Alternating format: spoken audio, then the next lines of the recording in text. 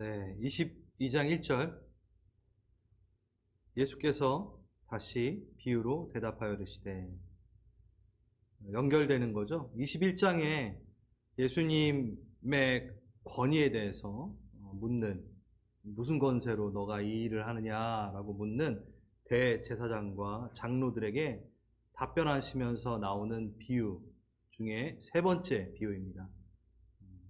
첫 번째, 두 번째, 그 다음에 세 번째 비유. 이 비유는요, 천국은 마치라고 하면서 시작이 됩니다. 천국 비유죠. 그리고 또 우리가 잘 알고 있는 혼인잔치의 비유라고도 합니다. 천국 비유. 나서 제가 천국, 오늘 이 설교 내용하고 또 맞는 이야기인데요. 제가 어렸을 때 들었던 예화입니다. 한번 얘기해 볼까요? 어떤 분이 이제 천국에 들어가서 있는데, 천국 문에 서서 한 사람 한 사람 맞으시는 예수님을 이렇게 보게 되었습니다. 근데 유독 다른 사람과는 달리 누가 들어왔는데 너무 반가워하는 거예요. 정말 잘 왔다, 막 껴안으면서 정말 고생했고 정말 칭찬한다, 격려한다, 너무 수고했다 하면서 막 이렇게 너무 반겨주는 거예요. 누군가 이렇게 보니까 본인 교회 담임 목사님이셨던 거예요.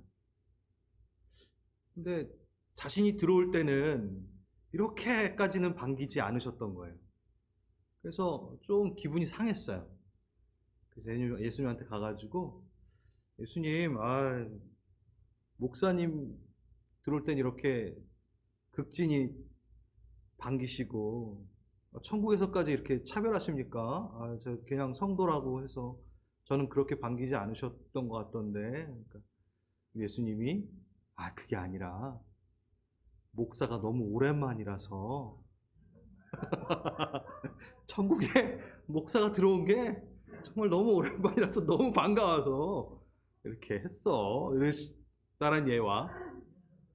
제가 목사가 아닐 때는 이 예화를 듣고 되게 많이 웃고 아무 생각 없이 그냥 들었어요. 근데 목사가 되고 나서 이 예화가 생각이 나면서 하려니 씁쓸합니다. 네, 이 천국에 일어난 일들, 이 이야기가 지금 예화처럼 재밌게 또 제가 말은 했지만 재밌으셨어요? 전 재미없어요. 네, 목사는. 오늘 이 이야기처럼 혼인잔치, 천국에 있는 혼인잔치의 이야기입니다. 여러분 성경책을 쭉 한번 보시면 2절부터 7절까지 이렇게 같이 보겠습니다. 여러분 3절을 보면요, 혼인잔치를 베푼 왕이 종들을 보내서 이렇게 청한 사람들이 오기를 싫어하며 거절을 합니다. 그리고 4절에 보면은 거절을 해서 다시 또 종들을 보냅니다. 근데 초대받은 이들이 이번엔 더 자세하게 나오죠. 돌아보지도 않고 자기 밭으로 장사하러 갑니다. 그리고 6절에 보면은 그 남은 자들은 좀 더 적극적으로, 좀 이해가 안 되는 모습으로 거부합니다. 종을 죽입니다. 초청하러 보낸 종을 죽여버립니다.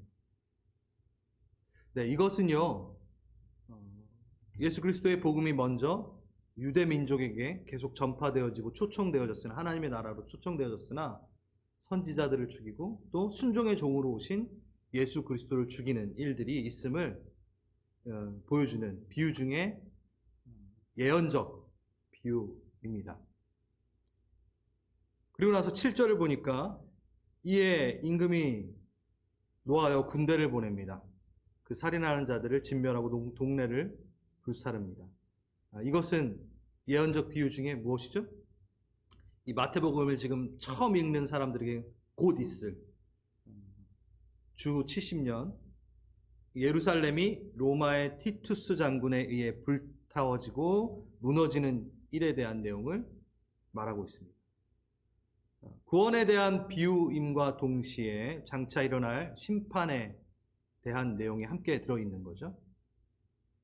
그리고 무엇보다 왕 대신 하나님의 초대에 대수롭지 않게 여기는, 거부하는, 그 초청을 거부하는 일에 대한 결과를 보여주는 내용입니다.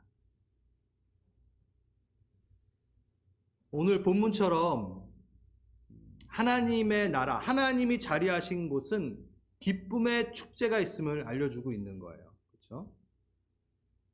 2000년 전 혼인잔치는 어쩌면 그 당시의 사람들에겐 유일한 구경거리, 정말 대단한 구경거리였을 것이라는 거죠. 잔치의 자리이고 기쁨의 자리. 근데 거기에 왕의 아들의 결혼잔치면 얼마나 성대하고 기쁘고 즐거움이 넘치겠습니까? 뭐 하나 준비한 게 없이 모든 것을 왕이 다 준비했어요. 그냥 참석만 하면 되는 거예요. 그러니까 참석자의 수고와 공로가 필요하지 않는 은혜의 자리라는 거죠. 참여만 하는. 근데 거기에 다 준비가 되는데 예복까지 준비가 되어지는. 그런데 돌아보지도 않고, 이 5절에 보면 돌아보지 않고는요, 원어로 보면요, 가볍게 여기다라고 하는 원어입니다. 무시하다. 그리고 밭으로, 사업하러 각자의 자기 길을 갑니다. 그냥 가고 오라고 되어 있지만 his own way, 그냥 각각의 자기가 원하는 길로 간 겁니다. 딱 이 말이 나오면 저는 이사야서 53장, 우리는 다 양 같아서 그릇 행하여 각기 제 길로 갔거늘 여호와께서 우리의 죄악을 그에게 담당시키셨도다. 이 구절이 전 떠오릅니다. 다 양 같아서, 우둔한 양 같아서 각각 자기가 원하는 길로, 자기가 맞다라고 생각하는 길로 가버리는 우리의 모습을 보여주고 있는 겁니다. 그래요. 우리는 살면서 하나님의 초청이, 수많은 초청이, 반복되어지는 초청이 있는데도 우린 이렇게 각자의 길을 가기에 바쁩니다. 어디로 초청하시나요? 하나님의 자리로, 하나님의 혼인잔치로 초청합니다. 이거는 그 마지막 날에 있는 그 혼인잔치일 수도 있지만 지금 적용한다면 하나님의 나라는 어디 있나요? 하나님의 잔치는 지금 이 땅 가운데 이루어지고 있습니다. 은혜의 자리, 예배의 자리, 각자의 골방이지만 기도의 자리는 바로 혼인잔치와 같은 하나님의 축제가 있는 자리가 되어지는 거죠. 사명의 자리, 헌신의 자리, 거기로 부르십니다. 근데 우리는 합리적인 이유로 그 자리를 계속 피하죠. 핑계를 대죠. 바쁩니다. 직장, 수업, 돈을 벌어야 되는 자리, 자신의 것들을 채워야 되는 자리, 바쁘죠. 그러니 주님의 초청은 무시하게 되는 겁니다. 이 유대인들의 모습이, 이 이스라엘 백성의 모습이 우리에게 없다 할 수 없죠. 저는 교회의 일이 우선이고 일터에서 있는 일은 차선이다 라고 얘기하는 게 절대 아닙니다. 이원화시키면 안 돼요. 그러니까 교회 일에 더 앞장서십시오 이런 얘기가 아닙니다. 주님과의 관계에 대한 얘기를 말하는 겁니다. 하나님과의 관계에 맺는 그 자리로 계속 초청하고 계십니다.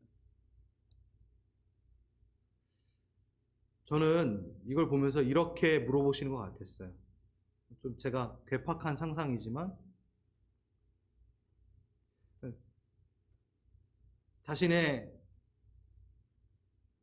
재산을 위해서 밭으로 가고 장사하러 가고 이 모습이 무엇을 쫓고 있는가를 보여주는 것 같아요. 그런데 만약에 제가 이런 질문을 한번 해보겠습니다. 성경 책 한 권, 뭐 요한복음이나 마태복음 그렇게 한 권당 읽을 때마다 하나님께서 실질적으로 100만 원씩 여러분한테 준다고 하면은 어떻겠어요?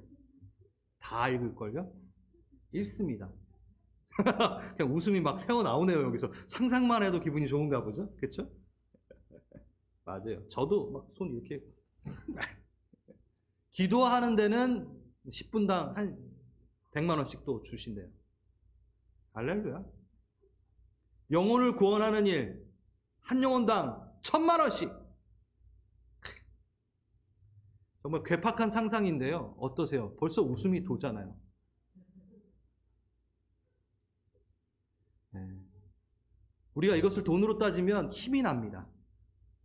그런데 그냥 하나님과의 관계가 빌딩되는 것에 이 시간을 쓰고 열정을 쏟으라 그러면 무시합니다. 지금 우리 상태를 지금 제대로 보여드리기 위해서 괴팍한 상상으로 말을 했습니다. 저도 피할 수 없어요. 혼인잔치엔 즐거움이 있습니다. 그 즐거움은 이 돈으로 환산할 수 없다라고 계속 얘기합니다. 이거 맛보셨나요? 맛보신 적 있으신가요? 맛보셔야 됩니다. 그래야지 타협하지 않습니다. 기도의 자리에서, 찬양의 자리에서, 예배의 자리에서, 말씀의 자리에서 세상에서는 비교할 수 없는 하나님과의 영적인 친밀함을 맛봐야지만이 타협하지 않게 됩니다.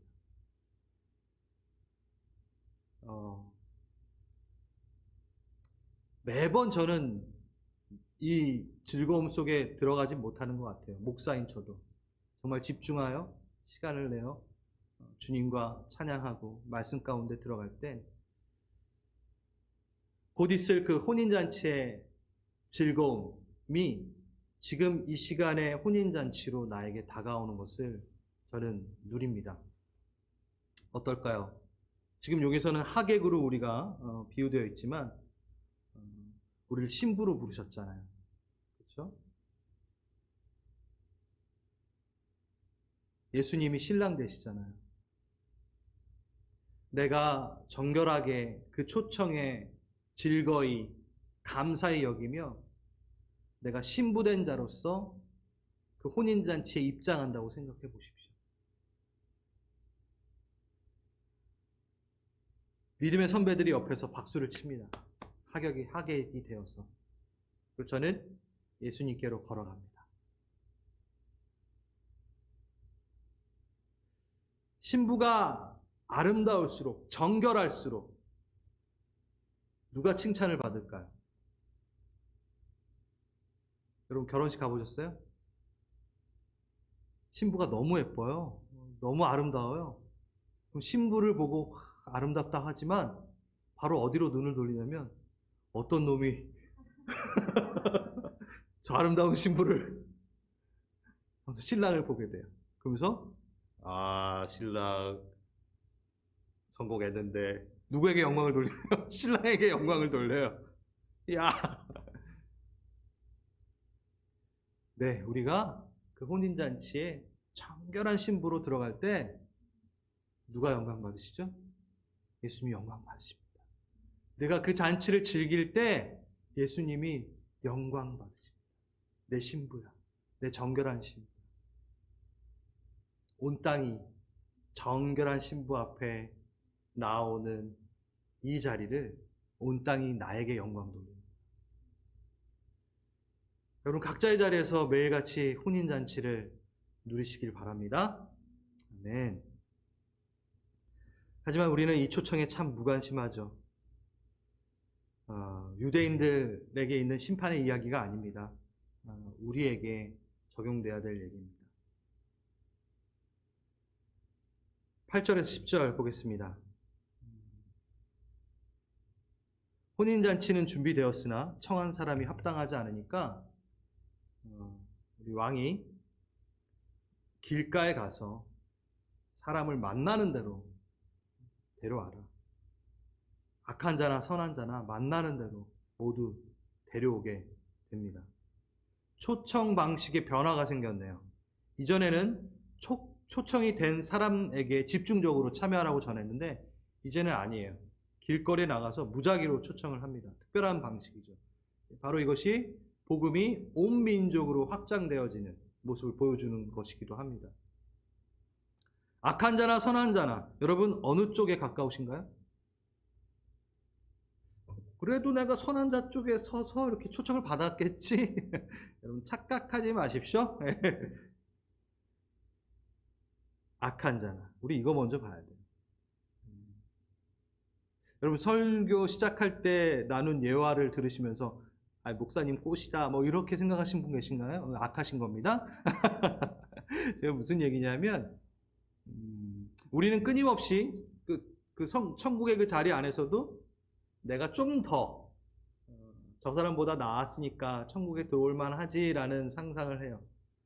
근데 지금 이 혼인잔치에서는 그게 허용되지 않습니다. 선한 자나 악한 자나 모두 그거에 대한 조건 상관없이 들어가는 모습을 보고 있습니다. 다 자격이 없는데 들어오는. 그래서 천국 이야기 중에 이런 게 있죠. 우리 존 뉴턴 목사님이 얘기했던 건데 천국에 가면 3번 놀란다. 천국에 들어갔는데 3번을 놀란대요.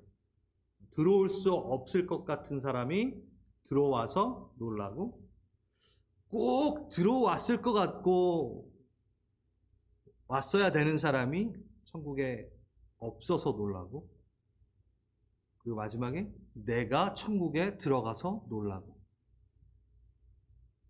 이 태도가 중요해요. 나는 갈만하지. 여러분 생각이라도 그냥 그렇게 하지 마시고요. 몸을 처복종시켜 저는 참 자격 없습니다를 연습하십시오.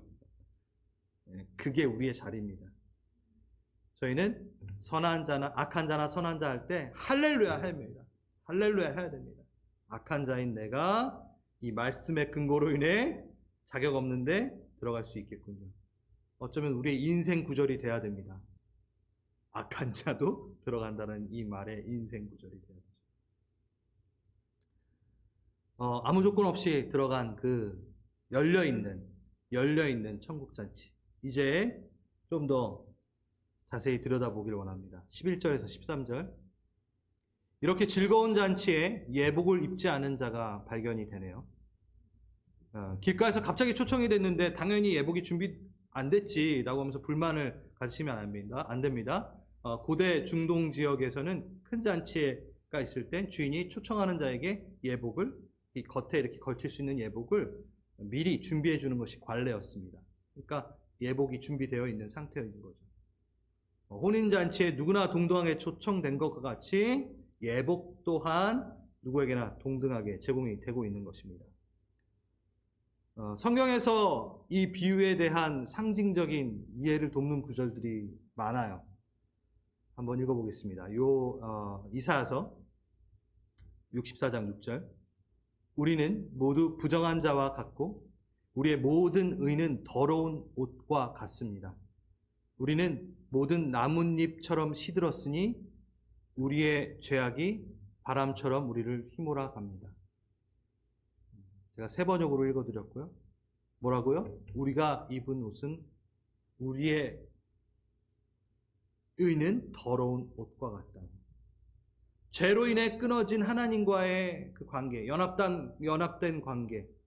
그리고 나서 우리는 무화과 나무 잎으로 옷을 해입듯 아담과 하와가 이 옷이면 충분하지라고 생각했지만 결코 그렇지 않았다라는 거죠.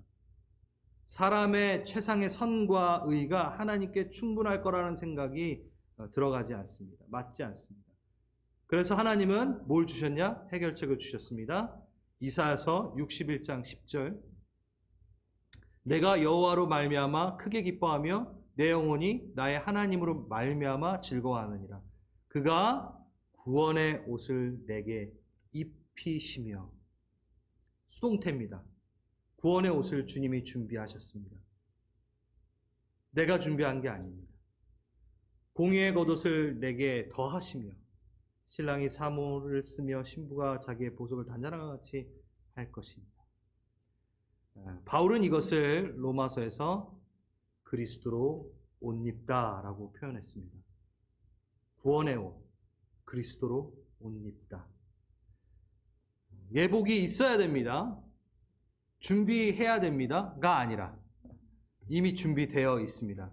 우리는 뭐에 포커스해야 되냐면 입어야 된다라는 거에 집중하면 됩니다.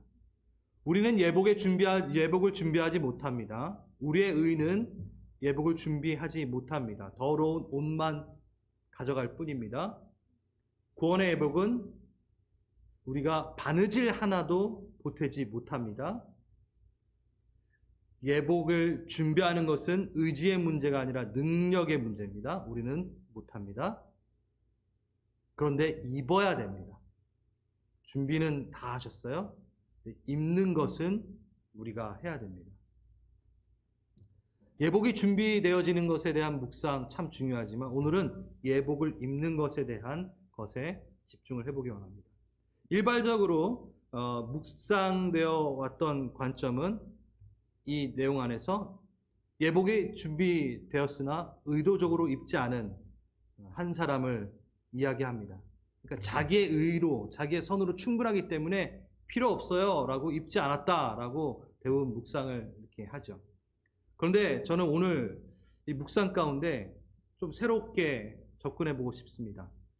의도적으로 입지 않았다기보다 자신이 예복을 입고 있는지 안 입고 있는지에 대한 인식이 전혀 없는 상태의 모습인 것 같아요. 저는. 그러니까 지금 자신이 이곳에 어울릴 만한 옷을 입고 있다고 생각을 하고 있는 상태. 뭐 의도적으로 거부한 게 아니라 나도 이 옷 입고 있나 봐 하고 그냥 앉아있는 상태인 거예요. 그러니까 자신은 구원에 확신이 있는 거예요. 혼자서 구원의 확신이 있는 상태인 거예요. 거기에 앉아있는 거 보니까. 그런데 왕이 나오면서 왕만 알아봐요. 딴 사람들이 너 왜 안 입었어? 이런 얘기도 안 해요. 종이 입으세요 라고 얘기도 안 했어요. 왕이 알아봐요. 주위에도 아무 인식이 없습니다. 이 사람이 입었는지 안 입었는지. 왕이 나오셔서 왜 입지 않았느냐 할 때 그때서야 아무 말 하지 못합니다. 그러니까 하나님의 진단이 본인의 생각과 다른 것을 그때서야 깨닫습니다. 그래서 오늘은 제목처럼 구원의 확신, 그것이 무엇일까요? 여러분, 구원의 확신이 있으십니까? 제가 이렇게 한번 물어봅니다. 오늘 밤 다잉 하셨어요? 천국에 가실 수 있으시겠습니까? 당신은 구원의 확신이 있으십니까? 구원파들이 이렇게 질문을 해가지고 이렇게 끄는데 저 구원파 아닙니다. 우린 이 질문에 어떻게 대답할까요? 네, 구원의 확신. 우린 이 단어 자체 때문에 조금 오해가 있는 것 같아요. 구원의 확신은요, 내가 구원을 받을 것을 얼마나 확실하게 믿고 있는가에 대한 문제가 아닙니다. 말은 구원의 확신인데요. 우리의 이 구원의 확신을 그렇게 받아들이면 안 돼요. 내가 구원을 받을 것을 얼마나 확실하게 내가 믿고 있느냐를 구원의 확신으로 착각하면 안 된다라는 거죠. 첫 번째, 그럼 뭐냐? 첫 번째, 세 가지를 제가 준비했는데요. 구원의 확신은 겸손한 고백이 있는가에 따라 점검이 됩니다. 자, 철저하게 예수님의 은혜며 공로입니다. 그렇죠? 구원은 성령님이 인치시고 보증하십니다. 변호까지 해주십니다. 성령이 내 안에 계셔야지만 일어나는 일이 바로 구원입니다. 이 구원이 일어났음을 고백하는 것, 그것이 구원의 확신의 첫 출발입니다. 하나님이 하셨다, 예수가 하셨다, 성령이 하셨다라는 이 고백이 겸손하게 서 있을 수밖에 없는 상태인 거죠. 제가 이 부분에 대해서 더 이해가 쉽게 한번 예화를 한번 준비했습니다. 누군가 불치의 병에 걸렸어요. 모두가 포기한 가망이 없는 상태입니다. 그런데 그 병에 대한 신약이 발견됐어요. 그래서 가까운 친구가 그것을 알고 약을 구해서 먹어보라고 권해줬습니다. 그래서 그 약을 먹고 그 불치의 병에 걸린 사람이 나았어요. 살았어요. 그래서 주변에 있는 사람들이 너무 신기해서 어떻게 낫냐고 이제 물어봅니다. 어떻게 나았어? 어떻게 살았어? 라고 물어봅니다. 이때 보통의 사람의 반응은 어떻겠어요? 그 약을 내가 전혀 알지도 못하는 약이었는데 내 친구가 구해다 줘가지고 감사하게도 내가 먹었더니만 살아났어. 라고 얘기하겠죠. 근데 만약에 이렇게 대답하면 어떨까요? 글쎄, 누가 약을 하나 갖다 주었더라고. 근데 내가 먹었지. 내가 먹었다니까, 그걸. 근데 다른 사람들은 안 먹고 다 죽었어. 근데 난 먹었어. 그 약을 먹으면 내가 나을 것이란 확신이 있었거든. 그 믿음과 확신이 확 생기더군. 그래서 내가 먹었지. 내가 먹었지. 그 약을 내가 먹어서 살았지. 여러분, 이렇게 얘기하는 사람이 있나요? 좀 이상하죠? 그 사람이 그 약을 먹고 산 것은요, 그 약에 대한 믿음과 확신이 살린 게 아니라 그 약을 소개시켜준 사람에 의해 전달된 뭐 때문에? 약 때문에 살았습니다. 근데 우리는 가끔 이럽니다. 당신이 구원의 확신이 있습니까? 내가 예수를 믿었습니다. 믿고 있으니 당연히 확신이 있죠. 전 천국 가야 돼요. 내가 믿었으니까. 예수님이 날 위해 십자가에 죽으셨는데 내가 그것을 믿었죠. 그러니 가야죠. 내가 예정론, 자유의지론 이렇게 한번 보니까 난 예정론에 속한 것 같아요. 참 자유의지론이 딱 맞는 것 같아요. 그러니 내가 구원의 확신이 생겼죠. 그랬더니 내가 천국에 와 있네요. 라고 얘기하는 거랑 똑같다라는 거죠. 내가 믿었습니다. 근데 구원의 확신은 그 얘기가 아닙니다. 철저한 겸손한 고백이 구원의 확신을 점검하게 합니다. 네, 당신은 구원의 확신이 있나요? 제가 다시 한번 물어보겠습니다. 오늘 밤에 돌아가시더라도 천국에 가실 수 있나요? 대답해 보십시오. 네, 그렇습니다. 하셔야 돼요. 그렇다고 모르겠네요. 이러면 절대 안 돼요. 네, 그렇게 대답할 수 있습니다. 대답해야 됩니다. 근데 우린 이렇게 대답하는 게 더 좋을 것 같습니다. 네, 그렇습니다. 하나님이 다 하셨기 때문입니다. 네, 전 구원 받을 수 있습니다. 하나님이 하신 일이기 때문입니다. 이 겸손한 고백을 내가 하고 있는지, 그것을 통해 내가 지금 구원의 확신, 구원 받은 자로서 있는지를 점검할 수 있을 겁니다. 내가 믿었다는 확신이 중요한 게 아니라 놀라운 그 은혜를 나에게 주셨다는 고백이 더 중요하다는 것입니다. 두 번째, 구원의 확신은 무엇으로 확인할 수 있을까요? 확인할 길은요, 회개밖에 없습니다. 잘 들어주십시오.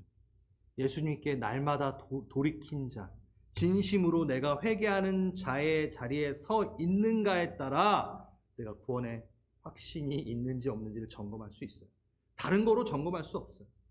왜냐하면요, 회개가 구원의 확신을 검증해 주는 그 기준이 되는 이유가 뭐냐면요, 회개는요, 하나님이 날 꼭 붙잡고 계신다라는 증거이기 때문이에요. 회개 자체가. 로마서 2장 4절, 하나님의 인자하심이 너를 인도하여서 회개하심을 알지 못하느냐. 하나님이 인도하셔서 너를 붙잡고 있기 때문에 너가 회개를 할 수 있게 된 거야 라고 얘기한 겁니다. 회개는 은혜로운 계시, 내 계시가 아니라 하나님에 의해서 시작된 죄의 깨달음의 계시가 있기 때문에 이루어집니다. 그러니까 내가 회개를 하고 있다는 것은 하나님이 나를 꽉 붙잡고 있다는 뜻이죠. 그러니 구원의 확신이 점검이 되는 거죠. 근데 내 삶에 회개가 없어요. 점검해 보십시오. 여러분, 무슨 근거로 구원의 확신이 있다 말할 수 있으시겠습니까? 이런 말이 있습니다. 하나님께서는 죄에 대해 최종적인 승리를 거두셨다. 하지만 우리의 어떠한 죄에 대해서는 매일같이 반복적으로 그 승리를 주셨어야만 한다. 그렇게 주시고 계신다. 우린 날마다 넘어집니다. 실패합니다. 하지만 포기하지 않습니다. 누가? 내가? 아니요. 우리는 회개의 자리로 나오지 않습니다. 나의 포기하지 않는 그 회개의 의지력 때문에 우리는 살지 않습니다. 하나님이 포기하지 않으시고 죄에 대한 깨달음을 계속 주셨기 때문에 우리가 회개의 자리로 나오는 겁니다. 그러니까 하나님의 신실하심이 날 회개케 하시고 그 신실하심이 구원의 확신을 점검하는 하나의 모양이 된다는 거죠. 회개를 한다는 것은 또한 하나님을 내가 경외하고 사랑한다라는 증거입니다. 바로 이어지는 얘기죠. 칼빈이 그랬어요. 회개는 하나님께 영광 돌리는 삶을 살고 있는 것에 대한 증거다. 그러니까 회개를 한다는 것은 하나님을 사랑하기 때문에 하고 있다라는 겁니다. 우리는 마지막 때 하면서 진짜 이 마지막 때를 살고 있어요. 그런데 잘 들어주세요. 하나님과 상관없는 나 혼자만의 구원의 확신을 갖는 이상한 일들에 gat혀 있습니다. 한번 볼까요?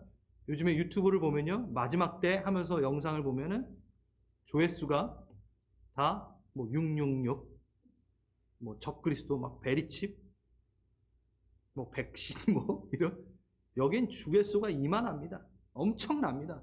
그런데 회개, 누가 클릭하나요? 회개의 삶을 살아. 믿음의 삶을 살자. 주님을 더 사랑하자. 회개에 대한 조회수는 꽝입니다. 꽝. 우리는 무엇을 근거로 구원의 확신을 누릴 수 있나요? 현상과 상황들, 시대의 징조들은 점검하면서 하나님과 나의 관계는 전혀 점검하지 않는데 무엇으로 구원의 확신을 점검하고 있나요? 내 영혼의 상태는 점검되지 않는데 하나님에게는 관심이 없고 시대의 징조나 어떤 두려움을 이루는 그런 것들만 관심을 갖는다면 그것을 사랑하는 거죠. 시대의 징조를 사랑하는 거죠. 하나님을 사랑하는 것이 아니죠. 마지막 때입니다. 마지막 때는 노아의 때와 같다고 했습니까? 무슨 얘기인가요? 환난과 혼란이 있다라는 얘기 이전에 노아의 때와 같다라는 것은 구원을 얻는 자는 하나님과 동행한 자만이 방주를 탔다라는 얘기입니다. 마지막 때일수록 우린 현상과 시대의 징조에 관심을 갖지 말라는 것은 아니지만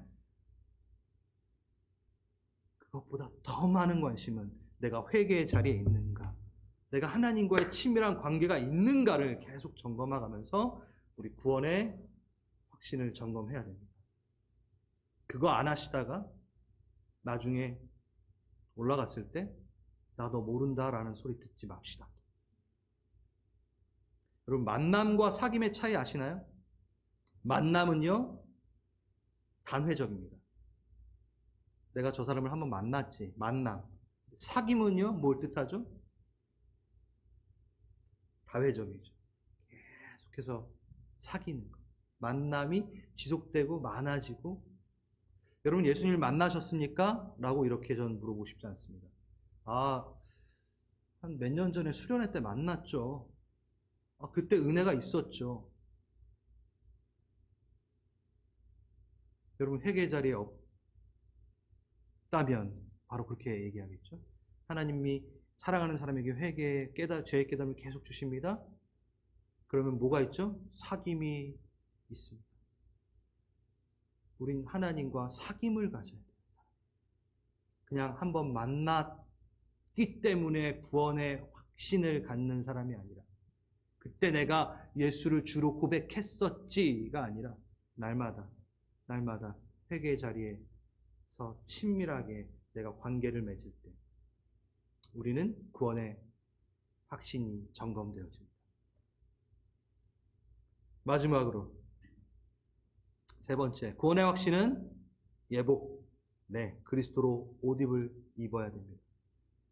오늘 말씀처럼 그 옷을 입은 자로서 합당한 삶을 살고 있는지 그것으로 구원의 확신이 점검이 됩니다. 자, 이게 무슨 얘기냐면요. 예수로 옷을 입었다는 것은요, 당연히 예수님의 삶과 행동의 가치를 따라간다는 얘기예요. 그걸로 점검할 수 있다는 거예요. 자리가 사람을 만든다라는 얘기 아시죠? 근데 라틴어를 쓰는 문화에서는요, 옷이 사람을 만든다라는 말을 쓴대요. 옷이 사람을 만든다. 네, 그렇죠? 이거 경험해 보신 적 있나요? 이게 다 같이 통용되는 예화이길 바랬지만 이 예화밖에 생각이 안 났어요, 여러분. 그 한국에 가면은 이제 군 생활을 하시고 이제 졸업을 하신 분들, 이제 뭐라고 그러죠? 그거? 전역을 하신 분들 보면 이제 나라를 지키기 위해서 동원 예비군이라고 있어요.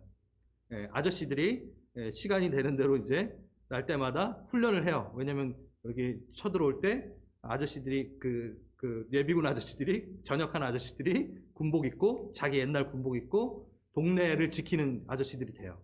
감사하죠. 예. 저는 이제 장교 출신이라서 동원 예비군 그걸 할 때 총을 나눠주는 사람으로 있었어요. 그래서 먼저 가가지고 이렇게 동원 예비군 오면은 그 번호 보고 총 하나씩 나눠줘요. M16, AK 소총, 옛날 거 막 6.25 때 썼던 것까지 막 나눠주고 막 이렇게 나눠줘요. 실탄은 없습니다. 아무튼 근데 그거 갖고 이제 훈련을 하는 거예요. 전쟁이 터졌을 때 우리 예비군 아저씨들이. 그래서 그 예비군 아저씨들이 입는 옷이 군인인데 그걸 뭐라고 얘기했냐면 옛날에 깨구리복이라고, 얼룩덜룩한 옷이니까 깨구리복. 그런데 실질적으로 우리가 왜 깨구리복이라고 얘기하냐면 그 아저씨들은요, 아무리 사회적으로 지위가 있고 하더라도 그 옷만 입으면 깨구리가 돼요. 아무데나 디비 누워져요. 막. 길 가다가 아무데나 앉아요. 막. 그러니까 옷이 사람을 만든다는 게 전 정확히 압니다. 제가 실질적으로 제가 이렇게 총을 나눠주는데 제가 며칠 전에 봤던 내과 의사 선생님인 거예요. 젊은 선생님, 내과 의사 선생님. 그때는 흰 가운을 입고 딱 제가 근엄하게 서서 제가 뭔가를 이렇게 물어봤던 그 선생님인데 껌씹으면서 개구리복 입으면 확 사람이 달라지더라고요. 그러면서 참 말 더럽게 안 들으면서 훈련을 하는 걸 봤어요. 아, 옷이 사람을 만드는구나. 전 분명히 봤습니다. 그리스도로 옷 입었다. 우리는 그리스도로 옷 입은 게 솔직히 보이지 않아요. 무슨 옷을 입었는지 보이진 않아요. 영적이잖아요. 그럼 뭘로 알 수 있나요? 나의 삶의 행동, 내가 추구하는 가치들이 어떤 모양인가를 보고 내가 지금 무슨 옷을 입고 사는지를 확인이 된다는 거죠. 내가 그리스도로 옷을 입었는지 아니면 내 멋대로라는 옷을 입었는지 점검해 보십시오. 마지막으로 로마서 읽고 마치겠습니다. 로마서 13장 11절에서 14절까지. 여러분은 지금 어느 때인지 압니다. 잠에서 깨어날 때가 벌써 되었습니다. 지금은 우리의 구원이 우리가 처음 믿을 때보다 더 가까워졌습니다. 더 마지막 때로 가고 있습니다. 밤이 깊고 이제 낮이 가까워지고 있습니다. 그러므로 우리는 어둠의 행실을 벗어버리고 빛의 갑옷을 입읍시다. 낮에 행동하듯이 단정하게 행합시다. 호사한 연애와 술취함, 음행과 방탕, 싸움과 시기에 빠지지 맙시다. 주 예수 그리스도로 옷을 입읍시다. 많은 사람이 교회에 다닌다 하지만 다 구원은 받지 못합니다. 교회에 다닌다고 구원을 받는 게 아닙니다. 예수님을 한번 만난 것 같다고 해서 구원을 받는 것 아닐 것 같습니다.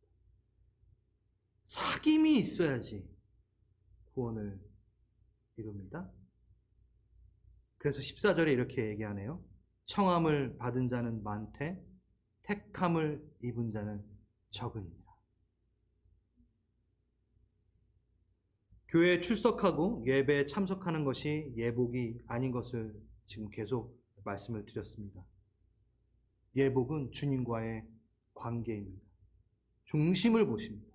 진짜입니다. 천국은 누구나 갈 수 있습니다. 하지만 아무렇게나 갈 수는 없습니다. 우리 함께 기도하겠습니다. 찬양팀 나와주시고요.